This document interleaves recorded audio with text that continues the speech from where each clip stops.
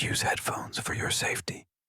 तो आ गए आप लोग। वीडियो को लाइक सब्सक्राइब करना ना भूले तो चलो जल्दी से अपनी बांसुरी पकड़ लो। शुरू करते हैं बिना किसी पॉडकास्ट के माय सिस्टर इन लॉ इसका चैप्टर 55 से लेके 60 तक। तो अब ना इन दोनों लोगों ने अपना काम खत्म कर लिया है और अब जाकर इस बंदी को ध्यान आता है ना कि इसकी तो मीटिंग थी, लेकिन अब कुछ भी नहीं हो सकता मेरे भाई, क्योंकि मस्ती करने के चक्कर में वो तो इससे मिस हो गई मेरे भाई। तो अब ना ये बंदी यहाँ से फटाक से भाग जाती है और दूसरी तरफ ना भाभी जी यहाँ सब्जियां वगैरह लेने के लिए जा रही है। और यहाँ एक शॉपकीपर होता है जो भाभी जी से बोलता है, ओ हेलो, आपने बहुत टाइम से मछलियाँ नहीं खरीदी है, क्या बात है? तो भाभी जी कहती है क्योंकि अब मुझे इससे खरीदने की जरूरत नहीं है क्योंकि मैं कुछ और बनाती हूँ। तो अब ना भाभी जी अपना शॉपिंग करना जारी रखती है और अब ना भाभी जी ना एकदम से किसी टकरा जाती है और ये ना भाई लोंडा था। तो अब ना लोंडा भाभी जी के हाथ से वो सब्जियों का थैला ले लेता है और उनसे अपने साथ घर चलने के लिए कहता है। तो अब ना ये दोनों घर पहुंच चुके हैं और भाभी जी को ना जाने भाई एकदम से क्या हो जाता है कि वो ना लोंडे को कस के गले लगा लेती है और इसी चक्कर में ना वो लोंडे को जमीन पे भी गिरा देती है। तो लोंडा पूछता है, अरे क्या हो गया? तो भाभी जी बोलती है, मुझे लगता है ना कि मैं सच में तुमसे प्यार करने लग गई हूँ, तो अब ना मैं अपना आप को और कंट्रोल नहीं कर पाऊंगी। तो लोंडा कहता है, क्या मतलब तुम्हें अपने आप पे कंट्रोल नहीं है? इसका मतलब तुम मेरे साथ मस्ती करना चाहती हो? तो भाभी जी कहती है, अरे नहीं, मेरा वो मतलब नहीं था यार। तो लोंडा कहता है, रहने दो, मैं सब समझ गया हूँ तुम क्या कहना चाहती हो। तो अब ना ये दोनों ना भाई एक दूसरे को आई लव यू वगैरह बोलते हैं और उसके बाद ना ये लोग अपना प्यार का इजहार करते हैं और मुझसे मत पूछना वो कैसे इजहार कर रहे हैं, ठीक है।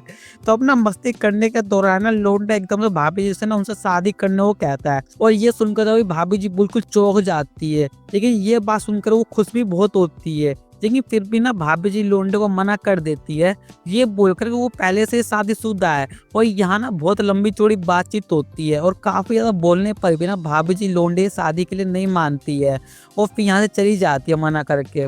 और भाई लोंडे का तो मुंह ही लटक जाता है। और दूसरी तरफ ना भाभी जी यही सोच रही है ना कि मैं भी लोंडे से शादी करना चाहती हूँ, लेकिन ये मामला बहुत ही ज्यादा कॉम्प्लिकेटेड है। और दूसरी तरफ ना ये बंदी अपने ऑफिस में काम कर रही है, तभी यहाँ एक बड़ा चमगादड़ आता है और इस लोंडिया को ना अपने साथ अकेले ड्रिंक पे चलने को कहता है। तो ये ना बहाना मारती है कि वो भी काम में बहुत ज्यादा बिजी है, लेकिन ये बुढ़ा हरामी भाई मान ही नहीं रहा होता है। ये ऐसा जबरदस्ती ड्रिंक पर चलने को कहता है और ये बंदी सोच रही है अब मैं इस चूतियों को यहाँ से कैसे भगाऊं। और इतने में ना यहाँ अपने लोंडे का भाई आ जाता है और इस बुढ़ाऊ से बोलता है, आज रात उसका मेरे साथ प्लान है, तो तू यहाँ से पहली फुर्सत में कल्टी मार ले। तो ये बुढ़ाऊ ही भाई यहाँ से निकल लेता है और अपने लोंडे का भाई इस कंपनी का डायरेक्टर है, इसलिए कोई भी ऐरा गैरा बुड्ढे से जवान नहीं लड़ा सकता है। तो अपने इस बुड्ढे के जाने के बाद ना ये बंदा लोंडिया को ना उसके साथ मस्ती करने चलने को कहता है। तो ये बंदी बोलती है, हाँ करेंगे, लेकिन इस बार ना ये फ्री में नहीं मिलेगी तुम्हें, इसके बदले तुम्हें मेरी एक विश पूरी करनी होगी। तो सीन कट और ये लोग ना भाई होटल में आ चुके हैं और ये बंदा भाई देखता है ना कि गुब्बारा काफी मस्त लग रहा है, तो ये ना भाई इसे दबोच लेता है। और ये बंदी बोलती है, अरे यार ये क्या कर रहे हो, अभी हम रूम में नहीं पहुंचे हैं। तो ये बोलता है, अरे क्या ही फर्क पड़ता है, यहाँ कोई है भी तो नहीं ना। तो अब ना ये दोनों भाई अपने कमरे में चले जाते हैं और कमरे में जाते हैं ये बंदा फटाक से भाई कारनामा करने को बोलता है और ये बंदी भाई शुरू हो जाती है। तो अब ना इन लोगों ने अपना कारनामा खत्म कर लिया और ये बंदा पूछता है, तो बताओ कि तुम्हारी क्या विश है? तो ये बंदी भाई डायरेक्ट बोल देती है कि ना उसे से शादी करनी है। और सीन शिफ्ट और यहाँ ना भाभी जी अपना खाना बना रही है और अपना लोंडा भी भाई यहाँ आ जाता है और तुम्हें पता है ये साला एक नंबर का ठरकी बालक है। और तभी ना यहाँ ना एकदम से भाई इसका भाई आ जाता है और वो ना इन दोनों को एक साथ मस्ती करते हुए देख लेता है और भाई ये देखकर तो उसके तोते उड़ जाते हैं और लोंडे की भी भाई बहुत ही गंदगी फट रही है कि अब वो क्या बहाना मारे। तो उसका भाई बोलता है, अब कोई भी बहाना सोचने की कोई जरूरत नहीं है क्योंकि मैंने सब कुछ अपनी आंखों से देख लिया है, तो मुझे सब कुछ सच सच बताओ। और लोंडा देखता है ना कि भाभी जी ना बहुत ज्यादा डरी हुई है, तो अब लोंडा ना बड़ी चोट में कहता है, मैं भाभी जी से बहुत प्यार करता हूँ और तुमसे तो कहीं ज्यादा प्यार करता हूँ मैं, और हाँ मैं ये बात कोई नशे में नहीं बोल रहा हूँ क्योंकि मैं अपने पूरे होश में हूँ। तो उसका भाई बोलता है, अबे तू पगला वगला गया है क्या, तुझे पता भी है तू ये क्या बक रहा है? तो लोंडा बोलता है, हाँ मुझे पता है कि मैं क्या बोल रहा हूँ, और वैसे भी तुम ऐसा क्यों जता रहे हो कि तुम्हें भाभी जी से प्यार है, क्योंकि साफ दिखता है कि तुम दोनों का रिश्ता बिल्कुल भी ठीक नहीं चल रहा है। और हाँ मुझे ना पता है कि तू किसी दूसरी लड़की के साथ मुंह काला करके आता है। लेकिन ये बात सुनकर ना भाई इसका भाई कोई खास रिएक्शन नहीं देता है। और अब थोड़ा फ्लैशबैक, शादी से पहले है ना ये बंदा ना इसी बंदी को डेट कर रहा था, लेकिन इस बंदी ने ना इससे ब्रेकअप कर लिया ये बोलकर कि तू एकदम बचकाना लड़का है।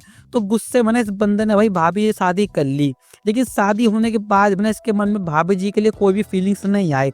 ये बस हर वक्त ना उसी लौंडिया के बारे में सोचता रहता था।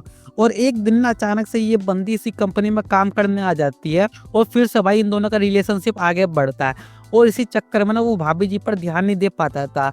तो प्रेजेंट में ये बंदा भाभी जी से पूछता है क्या तुम भी लौंडे से प्यार करती हो? तो भाभी जी बहुत जोर से चिल्ला के हाँ बोलती है। तो ना ये बंदा बोलता है ठीक है, जब तुम दोनों एक दूसरे से प्यार करते हो तो मैं क्या ही बोल सकता हूँ।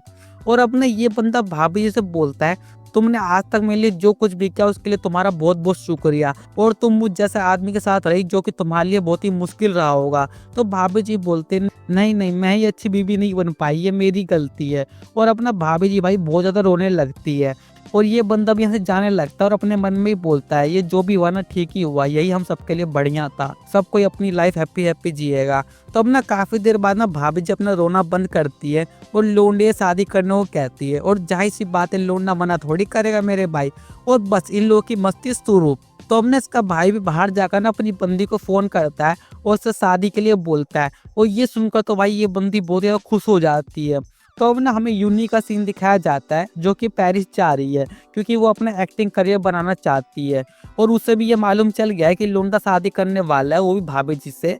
और यूनी सोच रही है कि मुझे लोंडे शादी करनी थी। तो अब ना यूरिना का सीन दिखाया जाता है और इसे भी भाई लोंडे की शादी के बारे में पता लग चुका है। और लोंडे की याद में ना ये बंदी भाई अकेले अकेले मस्ती करने लगती है। और तभी यहाँ ना एक बंदा आता है और भाई वो बंदा सीधे यूरिना को प्रपोज मार देता है। और ये बंदा भाई काफी हद तक ना भाई लोंडे जैसा दिखता है। तो यूरिना भाई से सेटिंग करने के लिए मान जाती है। तो अब ना लोंडे की शादी वाला दिन आ चुका है और लोंडे ने भाई अपनी शादी में किसी को भी इनवाइट नहीं किया है बिकॉज वो उसकी बेइज्जती वगैरह ना हो जाए कि उसने अपनी भाई की बीवी के साथ ही, मतलब समझ रहे हो ना। और अब थोड़ा फ्लैशबैक जिसमें लोंडा अपने भाई को शादी में आने के लिए कहता है तो उसका भाई बोलता है अरे यार तू कतई भयंकर वाला हरामी आदमी है, एक तो तूने मेरी बीवी चुरा ली और तू मुझे अपनी शादी में बुला रहा है। लेकिन फिर भी भाई इसका भाई ना लोंडे को वेडिंग गिफ्ट देता है। और गिफ्ट में ना इसका भाई लोंडे को ये पूरा घर दे दिया है मेरे भाई, क्योंकि अब वो अपनी बंदी के साथ ना शादी करके कहीं और सेटल हो रहा है। तो अब ना भाभी जी भी भाई दुल्हन बनकर यहाँ आ चुकी है और हम देखते हैं ना इसका भाई और ये बंदे भाई बाहर ही खड़े हैं। और अब ना इनकी शादी भी हो चुकी है और अब ना लोंडा और भाभी जी भाई दोनों ना साथ में दुकानदारी करते हैं। तो चलो भाई इस कहानी की हैप्पी एंडिंग हो चुकी है। तो मिलते हैं अब एक और नई सीरीज के साथ।